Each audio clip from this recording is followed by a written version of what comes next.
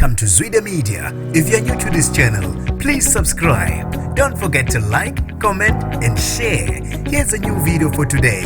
Enjoy. Namanje usashaqekile umphakathi wasePietermaritzburg ngesikhathi kumenza ugobela kanye nomuntu abeyombhabhadisa. Nginibingelele ngiphinde nginamukele ezindabeni zezwide media. Igama lami ngusibonga konke wakantwande Mothanda ungangibiza intatheli ka YouTube. Namanje asashaqekile amalungu omphakathi ePietermaritzburg ngesigameko esibashiye bebambo ngezansi ngesikhathi kubiza isangoma kanye nomuntu obesumfaka emanzini okuthiwa bagcine beminze bobabili. Ugobela lo ongadalulanga kanye nekhasimende lakhe bebeyobhabhadisana ePietermaritzburg eSmero Waterfall ngempela sonto. Kubuya ukuthi ke bamenze bobabili watholakala oyedwa, omunye namanje ubengaka atholakala. Abantu basale bebambe ongezansi ngaso lesigameko.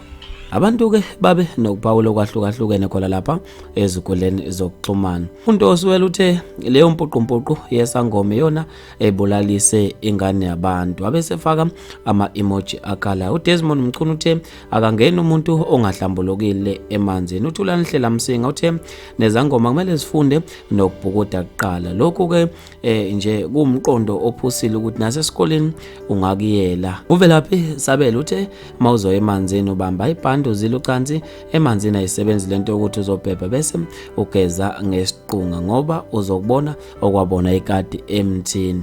Unonto Happy Girl khanyela uthi amanzi ayahlonishwa, uveli nje uvuke uthi ngihalela ukuya emanzini ushone khona. Kunemgomo okumele uyilandele uzile ezinye zezinto. Yabona nje nayo le ezangoma eziyimphuphe isazoqeda abantu.